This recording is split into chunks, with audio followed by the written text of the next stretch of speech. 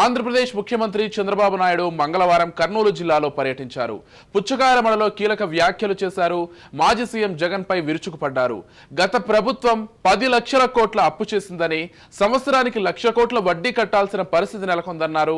గత CM AP ఖజానాను పూర్తిగా దోచుకొని పోయాడని ఆరోపించారు. మాజీ CM Jagan Colombia smuggler Escobar కు సమానుడన్నారు. 5 ఏళ్లు రాష్ట్ర ప్రజలు ఎన్నో కష్టాలు అనుభవించారని గుర్తు చేశారు. గెలిపించారు. ఆ ఎంపీలే మన పట్ల ఈరోజు సంజీవనిగా మారింది. పనులు చేసే విధానానికి శ్రీకారం చుట్టాం. మీరు గాన 21 మందిని గెలిపించకపోయి ఉంటే ఈరోజు నేనెంత కష్టపడినా మిమ్మల్ని పైకి తీసుకొచ్చేందుకు వీలయ్యేది కాదు. చెయ్యరాని పాపాలు చేశాడు, చేయరాని తప్పులు చేశారు, ఎవరు దోచుకోని విధంగా దోపిడీ చేశారు. అన్ని కలిసి ఆ పాపాలు మీ పట్ల శాపాలుగా మారాయి. ఆ శాపాలను తొలగించి ఈరోజు ముందుకు పోవాలంటే ఎక్కడ లేని శ్రమ ఉంది. కానీ నాకు ఒక ఆలోచన ఉంది. ఇవన్నీ తాత్కాలికం.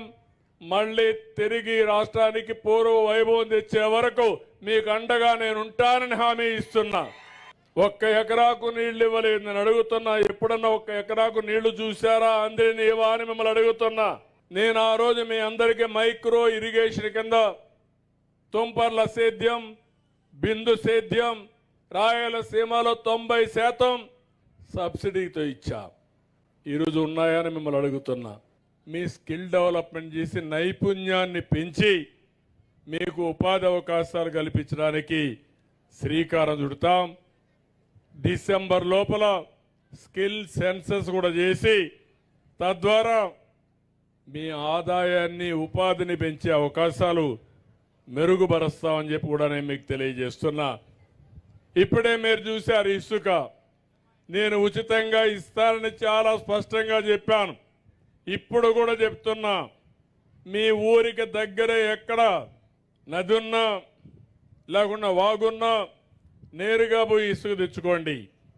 ఎవ్వరు అడిగేదానికి వీలు లేదు. కలెక్టర్ ముందరనే చెప్తున్నా, మీకు అవసరమైతే మీరు తెచ్చుకోండి.